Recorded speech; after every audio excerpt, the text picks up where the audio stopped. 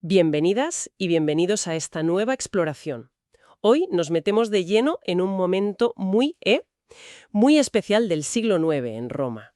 Imaginaos una ciudad transformándose, pero no tanto por guerras, sino más bien por el brillo del arte, por la solemnidad. Hoy la figura clave es el Papa número 98, Pascual I. Su tiempo como Papa fue breve, ¿eh? Solo 7 años, del 817 al 824. Pero dejó una huella en Roma, imborrable, visual y espiritualmente. Tenemos fuentes que nos hablan de él, de su época, y queremos entender cómo este Papa impulsó una renovación que no era solo política, iba a lo espiritual, a la liturgia y sobre todo al arte. Para empezar, pongámonos en situación. ¿Qué pasaba entonces? El Imperio Carolingio, Carlomagno ya había muerto, y Luis el Piadoso intenta mantener aquello unido.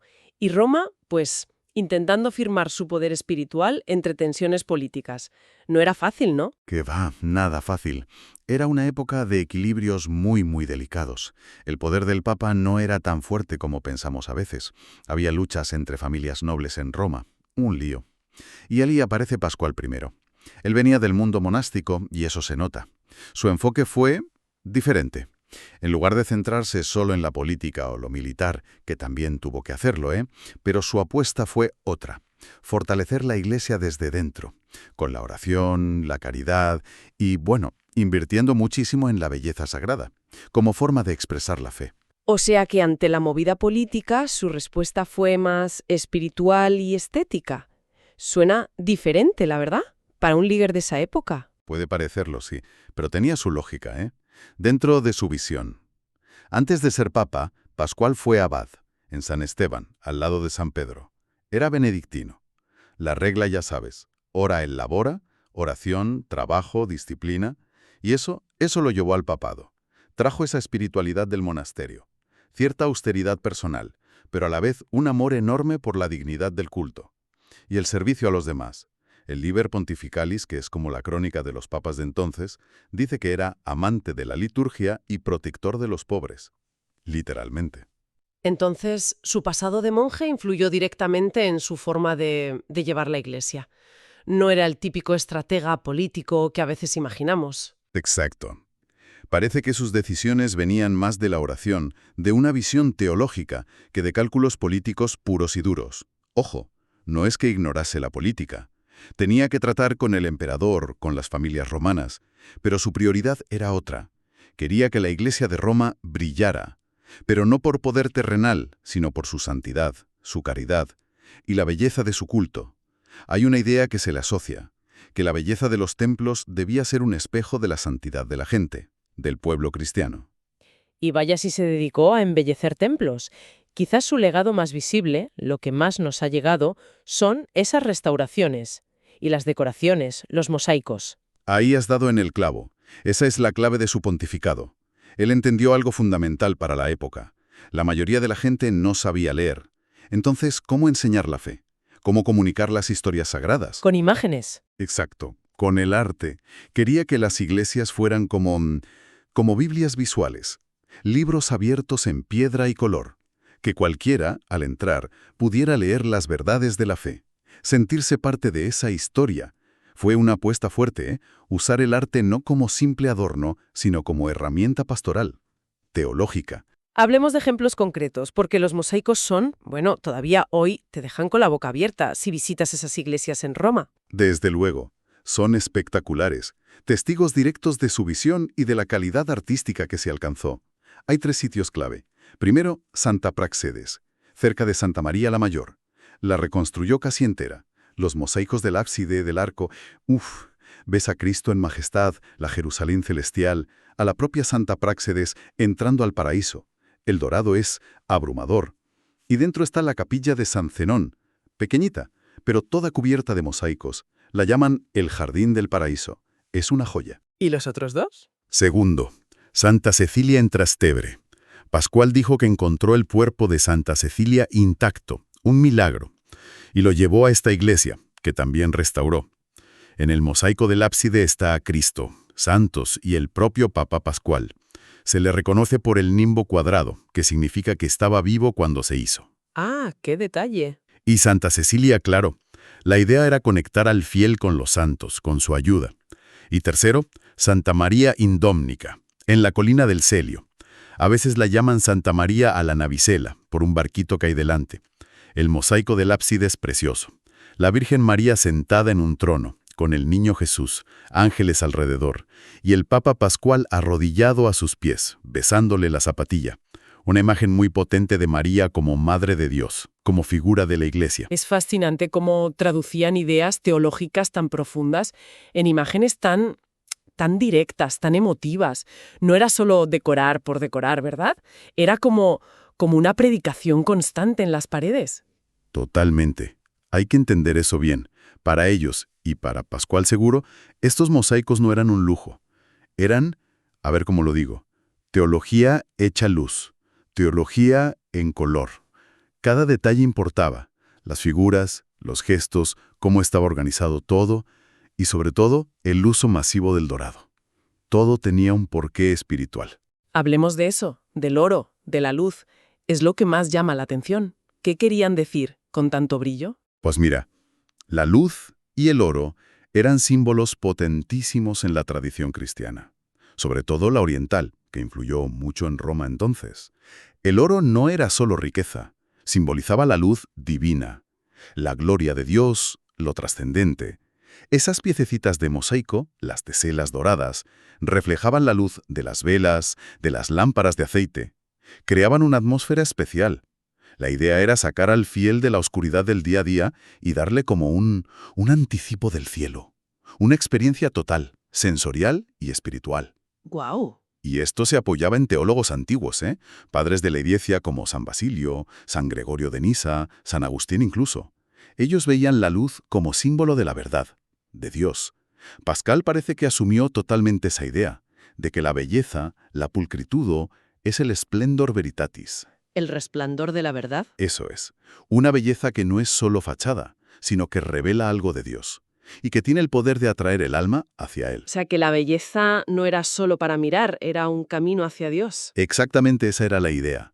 Contemplar la belleza sagrada, si estaba bien hecha y con fundamento teológico, podía despertar amor por Dios. Era como educar el corazón a través de los ojos, de los sentidos. Pero Pascualino no se quedó solo en lo visual. También puso mucho el foco en la liturgia, en cómo se celebraban las cosas. Así es. Las dos cosas iban juntas en su proyecto. Él entendió que la liturgia, el culto público, es el corazón de la Iglesia. Y a la vez es una escuela, una forma de enseñar al pueblo. No se trataba solo de cumplir ritos, sino de vivirlos de forma que te elevaran, que te formaran en la fe. Por eso se preocupó de varias cosas. Impulsó que se revisaran y copiaran bien los libros litúrgicos, para que las ceremonias fueran correctas, dignas. Fomentó usar himnos adecuados. Reforzó la oración de las horas canónicas, esa oración que marca el día. Y siguió impulsando el canto gregoriano. ¿El canto gregoriano? ¿Era algo nuevo entonces o qué papel jugó él ahí? Bueno, el canto gregoriano no lo inventó él, claro. Sus orígenes son más antiguos y complejos. Pero justo la época carolingia, la de Pascual, fue clave para que se extendiera y se unificara un poco por Europa. Los emperadores querían unidad en el imperio, también en lo religioso. Así que impulsaron el rito romano y su canto. Y Pascual, como papa en Roma, pues estaba en ese movimiento. Buscaba que el canto en las basílicas romanas tuviera esa belleza, esa solemnidad, esa unidad, que se consideraba propia de la alabanza a Dios. Entiendo. Quería una oración que fuera bella en sí misma. Y que ayudara a la gente a participar con devoción, no como meros espectadores. Entonces el objetivo de cuidar tanto la liturgia era que la gente participara más a fondo, que no fuera algo pasivo, justo. Quería que cada gesto, cada palabra, cada melodía, que todo tuviera sentido, que llevara a una experiencia real de lo sagrado.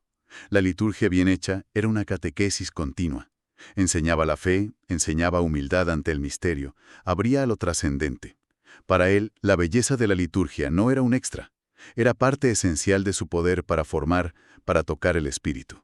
Una oración bella ayuda a elevar el alma, eso creía. Si volvemos al contexto del principio, el de las tensiones políticas, las posibles disputas doctrinales. ¿Cómo encajaba ahí tanto énfasis en la belleza, en el arte, en la liturgia? ¿Era una forma de escapismo o tenía otra intención? Yo creo que tenía una intención muy profunda, estratégica si quieres, pero no en el sentido político habitual. Fue como una respuesta apologética, una forma de defender y proponer la fe cristiana, pero por una vía diferente. En vez de meterse de lleno en peleas teológicas, que las había, la iconoclasia en Oriente, por ejemplo, o en juegos de poder. La propuesta de Pascual parecía ser, vamos a mostrar la verdad y la bondad de la fe a través de su belleza, de lo bella que es. O sea que la propia belleza se convertía en un argumento a favor de la fe. Podríamos verlo así, sí. El arte impresionante de las basílicas, la armonía de la liturgia, eran como argumentos que no necesitaban palabras. No convencían tanto por la lógica pura, sino por la experiencia directa de algo bello, ordenado, lleno de significado. Algo que apuntaba más allá. Una forma de evangelizar distinta. Y eso es, apelando a la razón, sí, pero también al corazón, a los sentidos. Ante un mundo a menudo caótico, violento, la Iglesia ofrecía un espacio de belleza, de armonía, de trascendencia. Es una idea fuerte, que, la verdad, cuando se muestra bella, atrae. Convence no por la fuerza, sino por seducción, por amor. Esa idea de la belleza como camino hacia la verdad. Me suena a que ha habido otros pensadores después que han ido por ahí, ¿no? Sí, claro. Evidentemente, con el lenguaje y las formas del siglo IX, pero esa intuición de Pascual sobre el poder revelador de la belleza resuena mucho después. Por ejemplo, un teólogo del siglo XX, Hans Urs von Balthasar, habló muchísimo de una estética teológica. Decía que la gloria de Dios, su verdad y su bondad, se revela precisamente en la belleza de la forma, sobre todo en Cristo. La idea de que la belleza es una puerta de entrada a la fe, quizá a veces un poco olvidada frente a lo doctrinal o lo ético. Bueno, pues aquí tenemos un precedente interesante.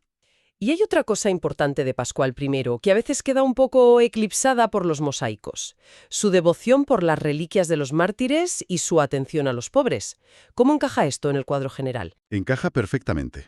Es parte de la misma visión. Una iglesia que tiene que mostrar la santidad de forma visible, tangible. Pascual siguió con mucho fervor una práctica muy de Roma: trasladar los cuerpos de los mártires. Los sacaba de las catacumbas, que a menudo estaban fuera de las murallas, en sitios medio abandonados, y los llevaba dentro de las basílicas que él estaba restaurando, dentro de la ciudad. En Santa Práxedes, por ejemplo, se dice que trasladó miles de cuerpos. Miles. Madre mía, eso debió ser una tarea... Enorme. Era solo por devoción popular. Era devoción, claro, pero era también una catequesis visual potentísima. Al traer las reliquias al corazón de la vida de la ciudad, a esas iglesias llenas de luz y color, estaba enseñando la comunión de los santos. La idea era, los mártires no son solo héroes del pasado, están aquí, vivos, son parte de la iglesia. Su presencia santifica este lugar, su intercesión nos ayuda. Hay una frase que se le atribuye sobre las reliquias de Santa Práxedes y Santa Pudenciamia. Los mártires son las piedras vivas del templo de Dios. Donde ellos reposan, el cielo toca la tierra. ¡Qué bonito! Hacía tangible esa conexión entre el cielo y la tierra. Entendido. ¿Y la caridad, la atención a los pobres, que decía el Liber Pontificalis? Esa era la otra cara de la moneda, indispensable. Si el arte y la liturgia eran la belleza visible, externa, la caridad activa con los necesitados, pobres, viudas, huérfanos, peregrinos, era la belleza interior, la belleza moral del cristiano. Para Pascual, las dos cosas venían de lo mismo, del amor a Dios, que se tiene que traducir en amor al prójimo. Una iglesia solo bella por fuera, pero que olvidara a los pobres, no tendría sentido. La caridad era como el arte invisible que completaba todo, la prueba práctica de la santidad que buscaba. Entonces, intentando resumir un poco el legado de Pascual I. Vemos que su tiempo como papa, aunque fue corto y quizás sin grandes golpes de efecto políticos, fue una apuesta muy consciente por la belleza como lenguaje de la fe, una forma de unir teología, arte, liturgia, caridad, todo en un proyecto coherente de renovación espiritual para Roma. Creo que esa es una buena síntesis, sí. Nos dejó ese testimonio, que la fe puede, y quizá debe, buscar expresarse a través de la belleza. De ese esplendor que vemos y sentimos, pero que apunta más allá. Y que ante los líos del mundo, la Iglesia tiene un recurso poderoso no solo en las palabras o en la organización, también en su capacidad de crear belleza, una belleza que nace de ella misma y que puede tocar lo más hondo de nosotros. El legado de Pascual es una Roma que intentó, en aquel siglo IX tan complicado, ser no solo un centro de poder, sino un icono visible de santidad, un reflejo de la Jerusalén celestial. Es una perspectiva que da que pensar, la verdad. Más allá del contexto histórico concreto del siglo IX de Pascual I, ¿qué nos dice hoy esa conexión tan fuerte que él vio entre belleza y verdad? O entre belleza y búsqueda de sentido. Nos queda la pregunta, ¿no? Si en nuestro mundo de hoy, tan lleno de ruido, de divisiones, de cosas que duran un suspiro, si buscar y crear belleza de forma intencionada, ya sea en el arte, en la naturaleza, en los gestos sencillos de bondad o incluso en la forma de vivir los propios ritos para quien los viva, si todo eso podría ser todavía un camino. Un camino quizá inesperado o que no valoramos lo suficiente, hacia una comprensión más profunda, hacia la conexión con los demás y, quién sabe, quizá hacia una apertura a lo trascendente. Una vía que, como nos sugiere la experiencia de Pascual, a veces comunica mucho más que un montón de palabras o discursos enfrentados.